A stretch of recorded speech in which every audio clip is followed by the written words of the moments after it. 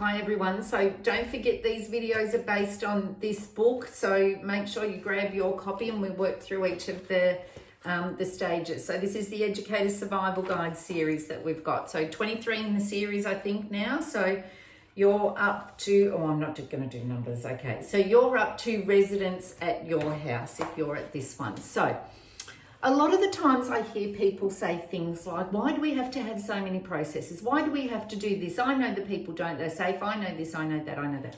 Now, having worked with children, families, service delivery for 30 odd years or whatever else, and being a governance advisor I've worked at a peak body, as you know, and saved centres, closed centres, built centres, so all that, you know, all that sort of stuff. If it's one thing that is for sure, the processes are there to protect also.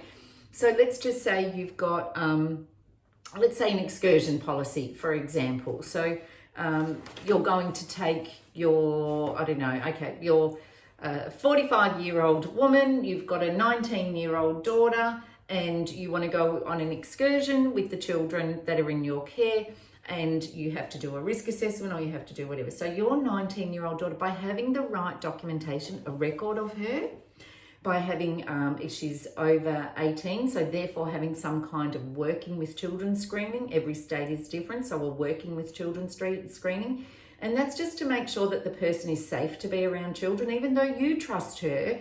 If something should go wrong, the law or the regulatory authority or the boss or the nominated supervisor or whoever that is needs to profile to make sure that that person is right. Does that make sense? So if they go back over records, we need to see that.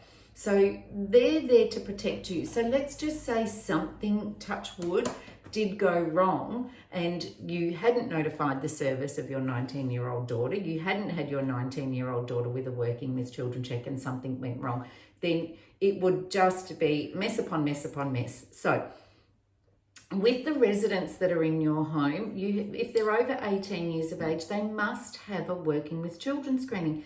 If they don't want to go on the excursion with you, they don't have to go on the excursion with you, but they must have one in order to be around children. Now, I also talk about with residents and those sorts of things. So you've got to be mindful with your residents. So let's just say you've got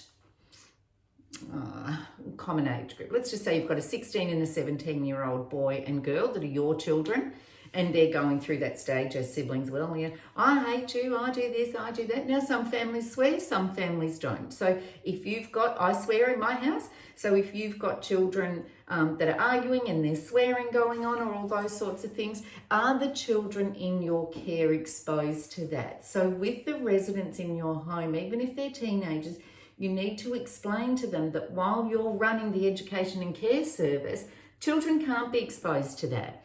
Now, we know that it's just aggression, or not even aggression, it could just be words between teenagers and, you know, off you go, take it out of here. We know that most of those arguments, or whatever you want to call them, are really manageable. But, you know, in some families that can get quite aggressive, that can be quite threatening, that there are a whole range of things. So you need to make sure your residents are on board with what you're doing, because their behaviour is going to be impacted by this. If you know, you might have somebody in your home that smokes, they can no longer smoke if you do this, so they need to go to an appropriate place, an appropriate part of the premises to play. So if you are operating from home, you need to make sure that you are informing at least informing, training, supporting your residents when children are in care. And look, it's as simple as you don't want, you might have a 19-year-old daughter that lives with you, and you don't want your 19-year-old daughter to walk in the door and just get naked in front of everybody on her way to the shower. That's her home. She has the right to do that. That's her home.